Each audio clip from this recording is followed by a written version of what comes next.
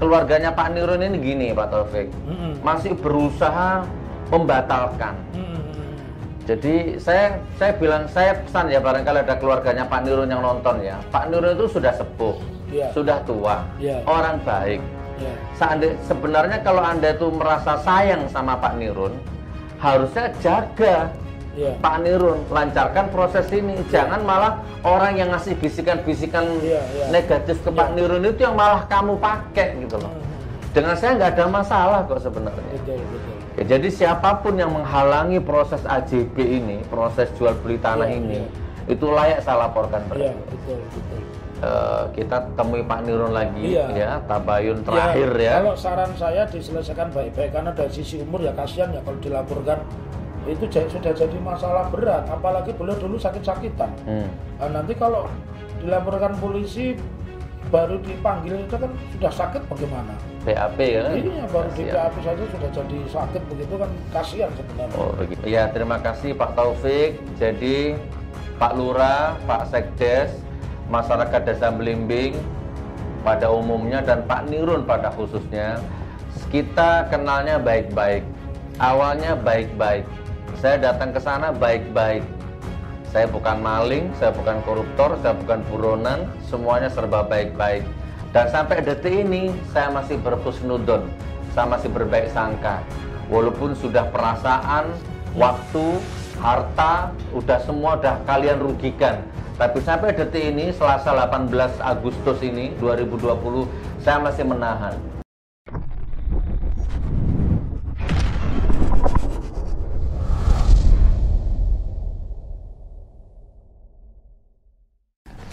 Baik, Assalamualaikum warahmatullahi wabarakatuh.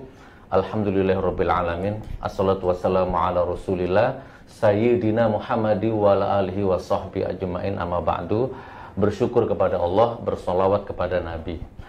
Jamaah, umat, saudaraku, sahabatku, saudaraku semua, apalagi ya, tanpa terkecuali semua ya. Alhamdulillah hari ini, siang ini, hari Selasa ya? Selasa 18. Selasa 18 Agustus ini, kalau nggak disebut nama, kalau nggak dicantumkan tanggal, dikira video lama nanti ya. Ini hari Selasa tanggal 18 Agustus 2020 jam 12:30 siang. Saya bahagia sekali duduk di ruangan pribadi, kantor pribadi ya, atau kantor ya, seorang konsultan hukum, lawyer, juga seorang ahli juga. Beliau adalah Dr. Muhammad Taufik SHMH. Kita akan ngobrol panjang lebar tentang hukum. Jadi ini sangat harus Anda tonton ini ya, barangkali Anda mengalami kasus hukum seperti saya. Tapi sebelum kita ngobrol panjang lebar, sekilas saja, beliau adalah orang yang 2 kali ya hadir di persidangan saya sebagai ahli. Nah, untuk lebih jelasnya supaya akrab, kan tak kenal maka tak sayang, kan begitu ya. Yuk kita minta beliau memperkenalkan diri dulu. Kalau istilahnya biodata atau kurikulum vitae, beliau nama asli, lahir di mana, pendidikan bagaimana, supaya Anda kenal lebih jauh dan lebih dalam kapasitasnya sebagai lawyer, sebagai ahli, bahkan sebagai dokter. Berarti beliau sudah nulis buku kalau gitu ya, atau kasus-kasus besar apa saja yang sudah beliau tangani. Nah, sebelum saya masuk ke kasus yang sekarang sedang saya jalani atau alami di sebuah kota di Situbondo. Assalamualaikum Pak Taufik. Waalaikumsalam. Alhamdulillah. Sehat Pak Taufik. Alhamdulillah. Beruntung Solo ini ada Pak Taufik ini ya. Masya Allah. Pak Taufik, sekilas saja monggo, tanpa batas berapa lama kurikulum vitae dengan sampaikan kepada jamaah Gus Nur Ngaji Bareng dan masyarakat pada umumnya. Tafadhol Pak Taufik. Ya, saya boleh ngambil buku saya karena tadi disebut ada contohnya ya, mesti supaya tidak dianggap hoax ya, saya harus ngambil beberapa gitu contoh buku karya saya yang ada di toko buku itu Gus Nur ya. Jadi beberapa karya. Boleh, saya pegang dulu mic-nya ditaruh dulu, enggak apa-apa. Beberapa karya buku saya. Karena kalau sudah doktor kan biasanya penulis. Harus, kalau nggak tulis itu malah dokter palsu itu. Oh, nulis nggak usah. Nah, Ya, ini serius tapi santai ya. buku-buku karya saya. Ya, Pak Taufik jelaskan sendiri. Iya, ini buku-buku karya saya dan beberapa yang lain, oke. Ada sekitar 8 kebetulan yang Atau ini mungkin diatur gini aja biar Pak Taufik nggak sama gang. Iya, dengar ya. boleh. Saya menulis ada sekitar 8 buku. Ini buku karya saya pertama, Terorisme dalam Demokrasi. Ini bercerita tentang kejahatan demokrasi, kejahatan partai politik. Nah, ini termasuk Pak Wiranto ada di sini. Waktu pertama kali bikin partai, duitnya dari mana? Itu dia bikin partai Hanura itu ada di sini ya. Kemudian ini kejahatan korporasi. Selama ini banyak perusahaan-perusahaan besar melakukan pembakaran hutan, melakukan pencemaran di laut, termasuk lautnya Gus Nur, laut di Manado, Bunaken itu kan sudah tercemar. Itu nyaris tidak bisa dijangkau dengan hukum. Lautnya Gus Nur. Aku gak duwe laut, Pak. Enggak boleh. Iya maksudnya. Iya, maksudnya di tempat kotanya Gus Nur, Palu. di Palu. Jadi kejahatan korporasi ini dengan alasan penyidiknya tidak mampu, penyidiknya tidak bisa, maka berdasarkan buku saya ini bisa. Itu bisa ditangkap, bisa ditahan, perusahaannya bisa disuruh bayar ganti rugi. Jadi bukan hanya petugas lapangannya saja yang ditangkap kalau bakar hutan. Malah di Riau itu hakim membebaskan orang yang bakar hutan, katanya bisa ditanami lagi. Nah kalau nyawanya dicabut apa bisa dikembalikan lagi gitu kan tidak bisa. Nah ini punya sejarah. Kepedulian saya dengan Gus Nur beberapa kali, termasuk kepedulian saya dengan Ahmad Dhani mengilhami saya membuat buku. Jadi orang-orang kritis, orang-orang pinter itu cenderung sikapnya berbeda, dia beroposisi. Dan dimanapun negara yang maju itu oposisi itu dipelihara. Di sini kan tidak. Orang yang berbeda pendapat ditangkap, ya bahkan seolah-olah perbuatan itu menggantikan perbuatan subversi. Dulu yang mudah ditangkap kan subversi, ya melawan kekuasaan yang seapapun lah itu. Rasan-rasan pun ditangkap. Nah sekarang ada. Nah ini saya luruskan. Jadi beberapa kali Gus Nur dilaporkan di Polda Jawa Timur, kemudian di Palu, di Sulawesi dan di beberapa tempat. Di Surabaya pun menurut saya lebih dari 1 kali. Tapi yang jadi perkara kan 1. Alasannya karena melanggar Undang-Undang Informasi dan Transaksi Elektronik. Menurut saya itu salah. Undang-undang ini beberapa kali tadi disebut oleh beliau, ini sebenarnya lebih cocok dikenakan kepada orang yang mencuri karya cipta, menyebarkan berita hoax, menyebarkan berita bohong, mencuri desain orang lain, mencuri tulisan orang lain tanpa izin. Ya, mengedit dan sebagainya. Ya tapi lucu, orang kritis malah dijangkau. Maka saya tulis Undang-Undang Informasi dan Transaksi Elektronik, mungkin bisa disebut ya, bukan undang-undang subversi. Nah, kita ini lucu, negara ini di pemerintahan sekarang ini lucu. Masih memakai PNPS, masih memakai undang-undang subversi, masih memakai undang-undang ITE seperti lainnya undang-undang subversi. Di zaman pemerintahan Habibie semua itu sudah tidak dipakai. Buktinya apa? Undang-Undang 998 ya. Pada saat itu semua tahanan politik dilepas. Undang-undang apa itu? Nomor 9 tahun 98. Undang-undang berbunyi penyampaian pendapat di muka umum atau terkenal dengan undang-undang unjuk rasa. Habibie mencatat 365 hari atau setahun menjadi kepala negara dan presiden, beliau itu didemo sekitar 1.100 kali dan tidak ada yang ditangkap. Dilanjutkan SBY, undang-undang sudah ada zaman SBY, Undang-Undang 11 2008, SBY diserupakan dengan kerbonya ditulis SBY, tidak ada yang satu pun ditangkap. Orang kaya Jakarta membuat plat nomor dengan tulisan B390 GO, artinya SBY bego. Enggak pernah SBY itu menangkap orang. Lah ini orang mengkritik, berbeda pendapat, menyebut banci, masa di penjarakan ya. Jadi itu latar belakang saya nulis, Gus. Nah, kembali kepada jati diri saya. Saya kebetulan advokat, memulai profesi itu tahun 93, Gus. Ya, saya menyelesaikan sarjana hukum UNS itu tahun 91. Tahun 2000 saya menyelesaikan S2 saya di Sekolah Tinggi Ilmu Hukum Jakarta. 2013 saya menyelesaikan S3 dan mendapat gelar doktor. Sebelumnya saya ikut pendidikan di Jepang dulu, namanya corporate governance. Jadi meneliti tentang aturan main di dalam perusahaan itu. Jadi Jepang itu walaupun negara kafir, saya sebut kafir karena orang Jepang itu ideologinya adalah bekerja. Itu aja sangat menghormati, ya, menghormati orang lain. Maka saya begitu tertarik, dan mungkin kalau ada kesempatan lagi balik ke Jepang itu akan dengan mudah menerima agama Islam karena nyaris tidak beragama itu. Orang pintar tapi tidak beragama. Jadi pekerja dari pagi sampai jam pulang kantor jam 8 dilanjutkan ke kafe atau ke diskotik. Habis itu pulang. Sudah begitu tuh terus. Dan hebatnya orang Jepang itu satu, tidak ada budaya ngerasani, karena di kereta di bis ditulisi dilarang ngomong. Jadi orang Jepang kalau ketemu di kereta api atau di bis itu cuma dua, kalau tidak baca buku ngantuk, bukunya dipegang, ya dia dengarkan musik sambil tidur karena capek. Dan di negara kita ini tiap-tiap tempat ngerasani, di sana dilarang ngerasani. Di kereta api jadi orang rapi, dan nggak model kayak kita, katanya kita orang timur, tapi suruh ngantri masuk aja berebut. Makanya sering terjadi di negara kita ini kecelakaan itu bukan karena tabrakan, tapi keluar masuk kereta, keluar masuk lift itu celaka itu banyak. Kalau di sana enggak. Jadi orang naik kereta itu ada rumusnya, turun dari kereta, padahal cuma 2 menit, turun dari kereta dulu, setelah yang turun habis baru kita naik. Kalau di sini kan enggak ada yang begitu. Nah, itu pengalaman jenengan di Jepang ya. Pengalaman di Jepang. Terus orang Jepang itu bentuk rasa hormatnya apa? Kalau ketemu sama kita itu pasti munduk-munduk, dan mereka tidak akan mau melayani kalau menggunakan bahasa Inggris, karena rata-rata mereka nggak bisa bahasa Inggris.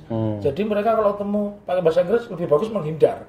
Nah, di sini ada pemimpin yang bisa bahasa Inggris itu sok pinter-pinternya bergaya bahasa Inggris. Nah, akhirnya ketemunya I know what aku rasa apa-apa. Ya, pendekat. Terus di sisi lain, selain kebetulan saya mengawali profesi advokat itu kan sudah sangat lama sekali ya, 93, tapi punya pengalaman unik, Gus. Kenapa saya bisa vokal, bisa nulis? Sebelum jadi advokat, profesi pertama kali saya adalah wartawan. Jadi saya kenapa sampai sekarang suka menulis, suka membuat buku, ya karena memang saya profesi pertamanya menjadi wartawan dari yang terbit di Jakarta. Kemudian uang dari wartawan tahun 91, 92 itu saya pakai untuk kursus pengacara, namanya dulu Kalabahu, Karya Latihan Bantuan Hukum itu, ya, di LBH Jakarta. Dan itu menjiwai benar di dalam diri saya bahwa advokat itu memang pejuang. Kalau pejuang itu kan orientasi pertama bukan masalah uangnya, tapi sifat-sifat bahwa pejuang itu selalu membela orang yang terdolimi, mustadafin.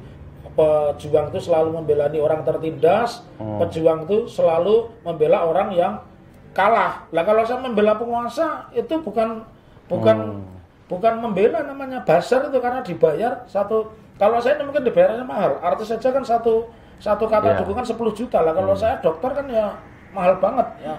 Dan saya sungguh bersyukur, Gus. Saya ini lulus dokter UNS, dokter ke-10.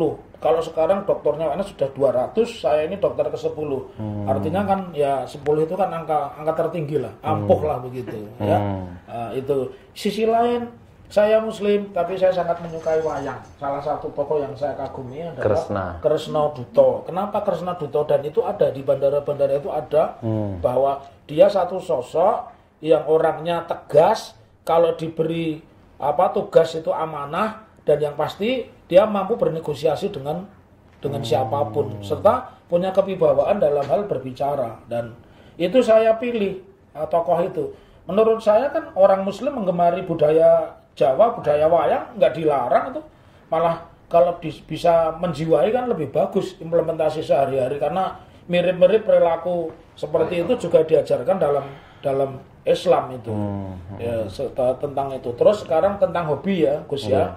Saya ini hobinya olahraga yang membutuhkan basis atletik. Jadi olahraga saya sepak bola suka, jalan kaki suka. Sekarang musim pandemi ini kan nggak bisa main bola, mainnya sepeda.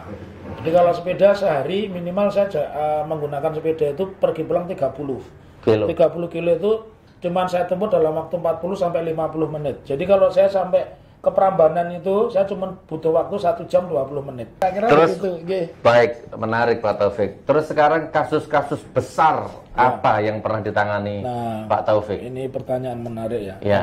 Hampir semua kasus besar saya itu menghiasi media nasional dan saya membela tokoh nasional, antara lain siapa itu Ustadz Abu Bakar Ba'asyir. Itu saya mendampingi beliau, saya masih ingat 28 Oktober 2001 diambil paksa dari rumah sakit PKO Muhammadiyah. Itu terakhir yang mendampingi saya. Kenapa? Ada alasan emosional. Beliau itu teman sekolah almarhum ayah saya. Jadi dari kecil itu saya sudah berkenalan baik dengan yang namanya Ustadz Abu Bakar Ba'asyir. Kemudian yang sudah meninggal itu Ustadz Abdullah Sungkar. Beliau itu naiknya masih ingat Yamaha L2S ya. Yamaha L2S itu. Terus saya baca pledoinya beliau. Jadi dari kecil memang saya sudah kenal sama mereka. Itu tokoh-tokoh yang saya bela. Kemudian pada saat Laskar Jihad itu saya juga pernah bela yang namanya Ustadz Ja'far Umar Thalib. Beliau adalah almarhum ya. Bahkan untuk dalam rangka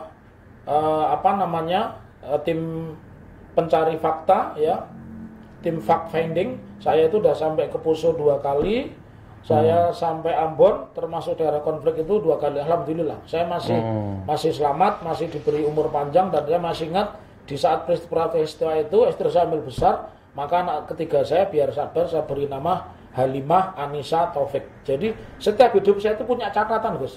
Pemberi anak nomor 1 juga ada catatan, anak nomor 2, anak nomor 4 ini kan saya harapkan jadi pendekar. Makanya saya beri nama Muhammad Zulfikar Bismar Taufik. Bismar itu seorang hakim agung, guru besar yang jujur. Masya Allah. Baik saudaraku, itu tadi sekilas ya tentang kurikulum vitae seorang Dr. Muhammad Taufik SHMH. Luar biasa ya, beliau penulis buku, hobi olahraga sepeda, pernah belajar hukum di Jepang, dan 2 kali menjadi saksi ahli di persidangan saya. Alhamdulillah, jadi punya ikatan emosional, ikatan batin begitu. Nah, jadi pengalaman saya ketika didampingi beliau, jadi ketika beliau menjelaskan sebagai ahli, itu hakimnya sedih ceramahnya. Hakimnya diceramai sama beliau gitu kan, kurang lebihnya seperti itu. Baik, sekarang kita masuk acara inti ya saudaraku, masalah inti. Pak Taufik mungkin sudah dengar, tapi supaya melengkapi saya kasih sekilas saja gambaran tentang yang sekarang di Besuki itu. Jadi saya beli sebidang tanah, pembayarannya saya lakukan di rumahnya sekretaris desa, disaksikan semuanya. Tuan rumah yang punya tanah sama saksi-saksi. Oke. Tanda tangan, semua tanda tangan, materai 6.000, yang punya tanah cap jempol, terus uang saya terima, uangnya diterima sama yang punya tanah. Langsung dimasukkan di balang sarung. Kita ada akte ada jual beli di situ. Semuanya bahagia, semua gembira. Bahkan dari situ kita masih mampir ke rumah makan, masih saya traktir makan. Oke. Terus kemudian tersebar bahwa saya beli tanah itu untuk bangun pesantren. Pak Lurahnya bahagia, yang punya tanah bahagia, masyarakat bahagia, semua menyambut bahagia. Pondok pesantren mewah senilai 2 miliar dan akan digratiskan. Betapa bahagianya orang-orang sana. Bahkan Pak Lurah pasang badan di depan. Awalnya waktu alat berat masuk pun Pak Lurah sampai buka baju tuh, mengawal alat berat itu. Semua terekam dan ada dokumentasinya, semuanya lengkap. Oke, begitu. Nah, tiba-tiba 180 derajat semua berubah, balik arah. Setelah ada isu di demo Banser dan Ansor, ditolak Banser dan Ansor, tokoh-tokoh itulah ya, nemui lurahnya, rapat ini muncul di media massa. Ansor dan Banser menolak pesantren itu. Oke, kita nggak usah perpanjang itu Pak Taufik. Kalau masalah ditolak bangun pesantren, saya anggap selesai. Saya nggak usah bangun pesantren di situ. Bangun di mana-mana bisa.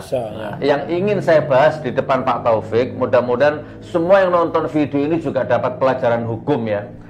Oke, uang sudah habis, ini sudah 15 hari lewat ini. Tiba-tiba Pak Taufik, ada seorang pengacara, lawyer namanya Supriyono, bikin YouTube, bikin konten di YouTube, menunjukkan saya pengacara, saya adalah kuasa hukum dari saudara Nirun. Nirun itu yang punya tanah. Ya. Saudara Nirun, saya sudah dapat surat kuasa, ini surat kuasanya. Ya.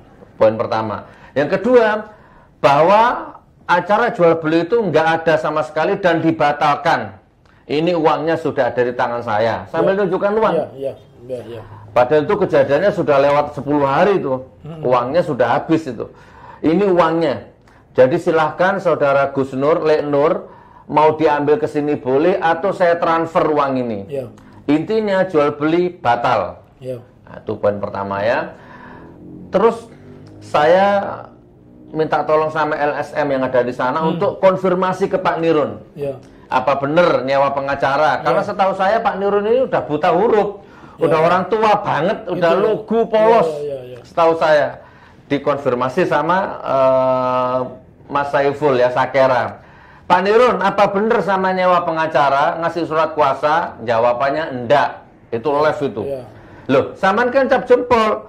Ya saya nggak tahu itu apa isinya, pokoknya cap jempol. Oke. Yang kedua ditanya sama LSM itu, Pak Nirun, apa benar sama ngasih uang atau mengembalikan uangnya Gus Nur? Enggak. Uangnya sudah habis pakai bayar utang dan berobat. Jadi pertanyaan saya, uang yang dipegang sama pengacara itu uangnya siapa? Apa motifnya? Apa motivasinya? Kok menggagalkan sepihak, bahkan sampai ada, berarti ini ada yang nyuruh nih, ada yang menyiapkan dana ini nih berarti ini. Nah, itu yang pertama Pak Taufik. Kemudian yang terakhir, sampai detik ini, saya itu pengen ke notaris kah, atau kemana kah, ayo akte jual beli. Saya sudah nggak ngurus pesantren, tapi hak saya mana? Oh sudah beli tanah kok dipersulit. Tak telepon, nggak pernah diangkat, tak temui, nggak pernah mau. Ya Pak Lurahnya, ya siapapun sampai sekarang. Ini masih adem ayem saja. Hari Rabu besok saya rencana mau melangkah ke hukum. Makanya saya temui Pak Taufik dulu, kira-kira kalau mau saya laporkan, deliknya apa, siapa yang harus saya laporkan. Terus gimana Pak Taufik? Mohon pencerahannya supaya masyarakat juga tahu Pak Taufik. Tafadhol Pak Taufik. Jadi ya, siap. Terima kasih Gus. Yang saya jawab yang nomor 1 atau nomor 2? Nomor 1 dulu ya. Jadi yang pertama, ketika tadi disebutkan ada 4 yang saya catat. Ada seorang pengacara mengaku menerima kuasa, itu yang pertama. Kemudian ada seorang pengacara membawa uang. Ya. Kemudian yang ketiga, ada seorang pengacara mengaku menerima kuasa, dan yang keempat dia ingin dengan uang tersebut Gus Nur uangnya mau minta diantar atau ditransfer. Nah, saya ingin pertanyakan dulu. Yang pertama, orang yang melakukan transaksi Pak Nirun itu usianya berapa? Kemudian dia buta huruf apa enggak, Gus? Ya, insya Allah 80 ke atas dan lugu dan polos dan nggak bisa tanda tangan, cap jempol. Ya. Nggak bisa tanda tangan dan cap jempol. Satu, dari sisi itu saja kalau memberikan kuasa itu jelas salah. Karena cap jempol bukan bukti bahwa seseorang memberikan kuasa. Cap jempol itu boleh dibubuhkan, tetapi pemberian kuasa atau membubuhkan cap jempol itu di depan pejabat yang berhak. Siapa pejabat yang berhak? Kalau jual beli tanah, pejabat yang berhak itu adalah notaris PPAT. Jadi dia harus di depan notaris dulu. Benar nggak ini orang ini? Nah kalau cuma cap jempol aja, cap jempol siapapun bisa. Jadi dari sisi prosedur itu sudah salah. Kalau seorang pengacara merasa menerima kuasa tapi cap jempol. Yang kedua, pertanyaannya, benar nggak dia menerima kuasa? Itu Gus, kan mesti dicek dulu. Pak Nirun benar nggak memberikan kuasa sama kepada? Menurut konfirmasinya enggak. Ya.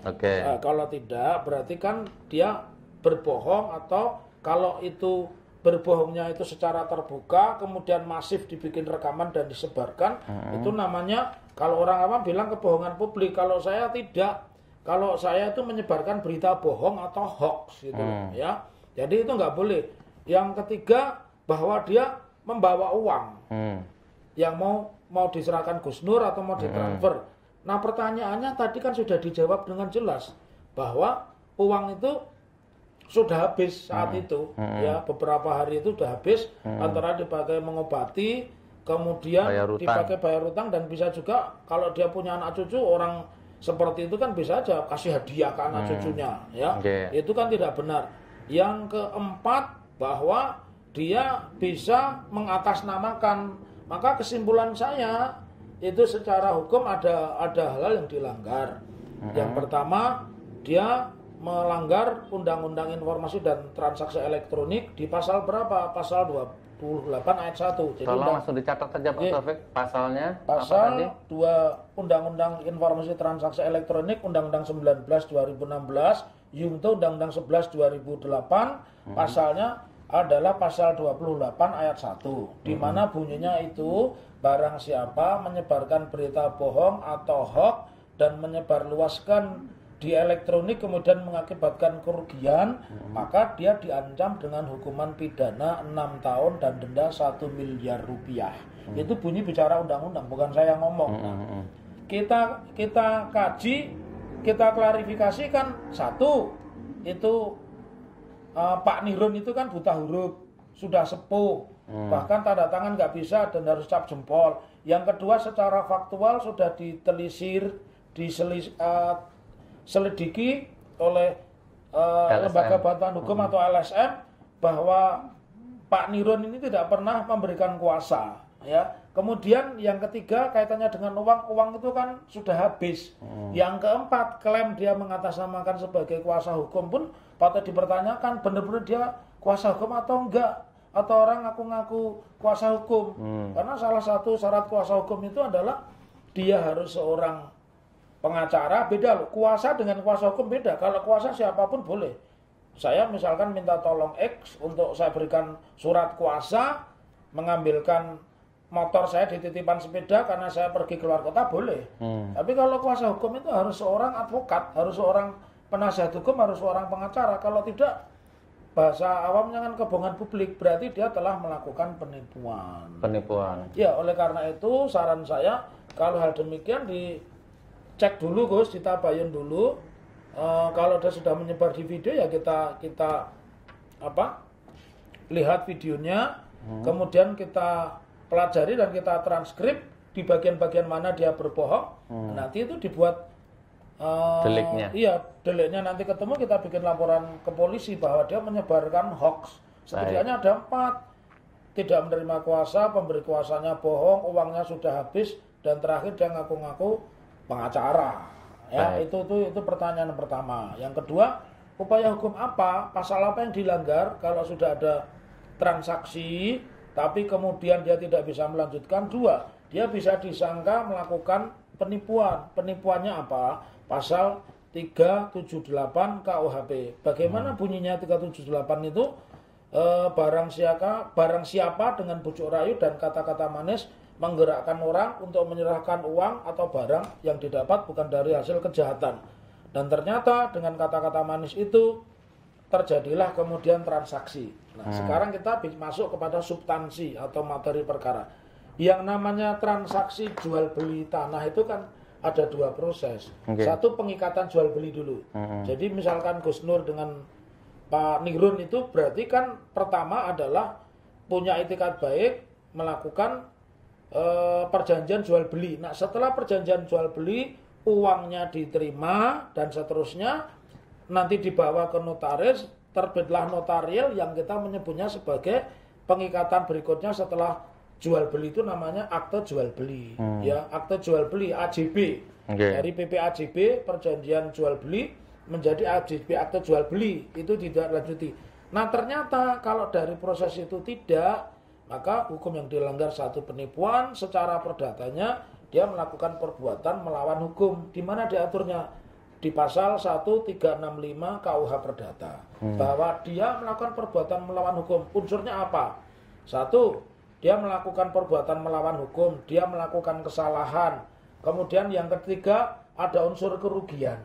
Jadi kan itu semuanya. Artinya Gus Nur kan berniat membeli sebuah tanah. Terserah whatever, mau dibangun sekolah kah, mau dibangun pondok pesantren kah, mau dibangun mall kah, atau supermarket itu kan hanya beli, tapi satu unsurnya sudah sepakat, sudah dibayar, ada barangnya, ternyata suratnya tidak diselesaikan.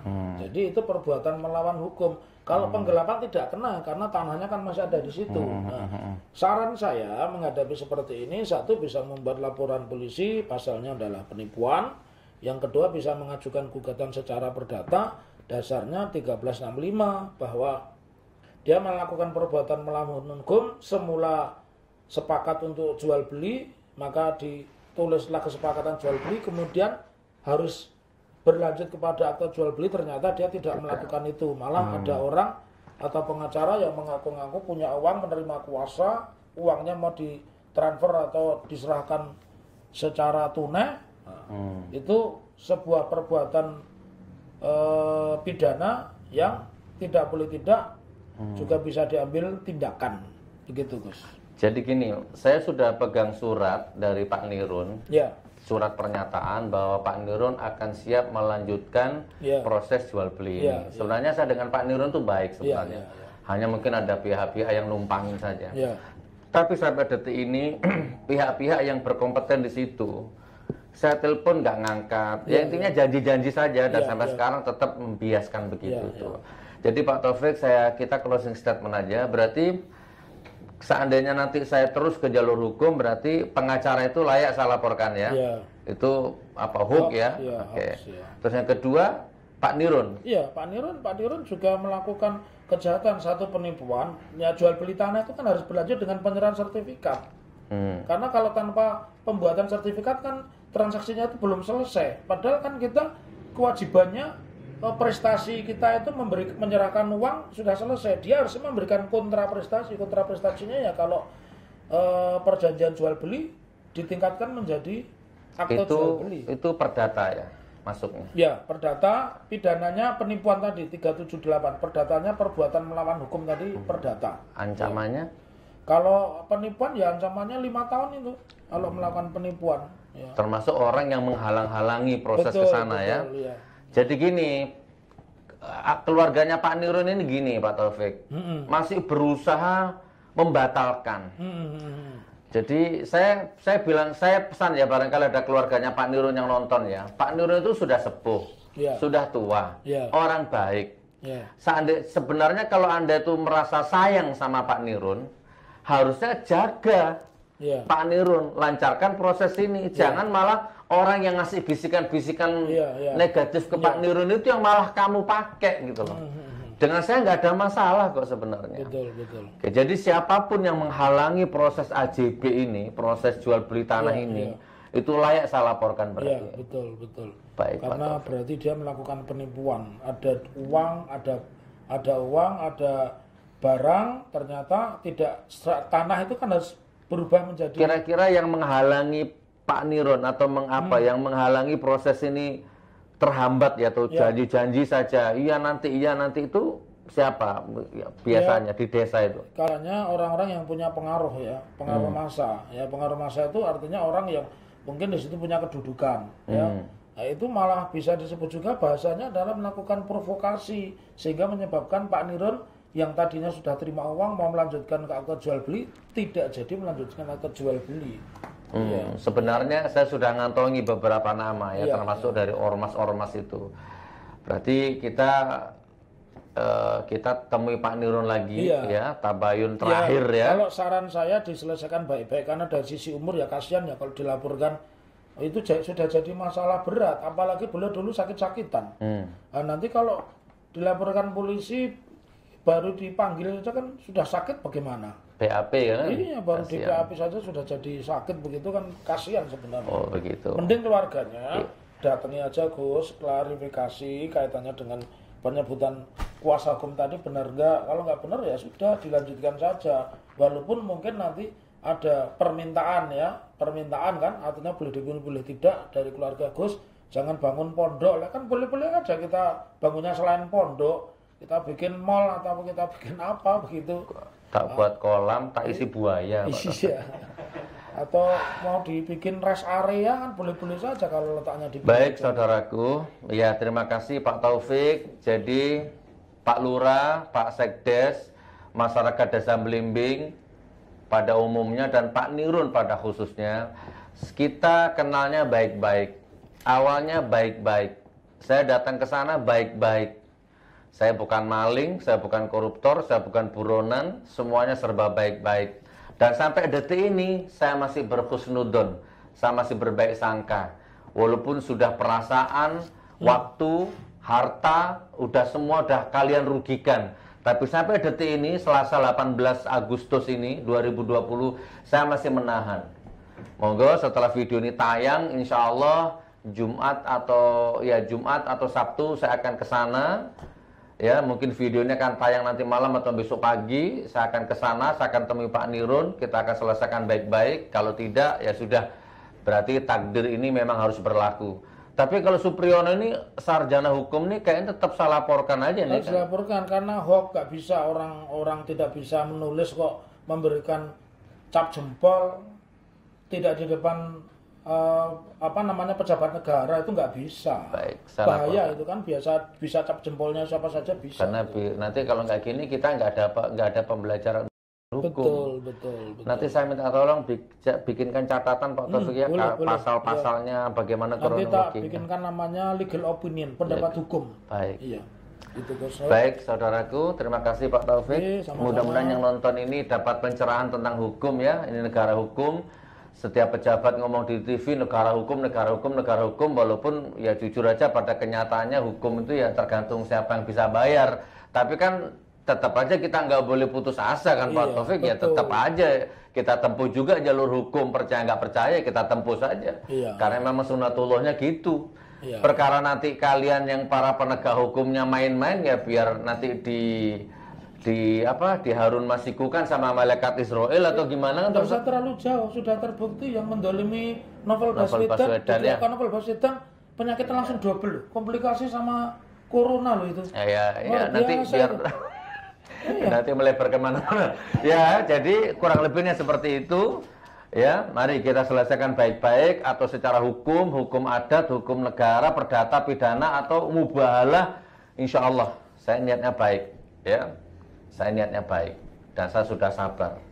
Assalamualaikum warahmatullahi wabarakatuh.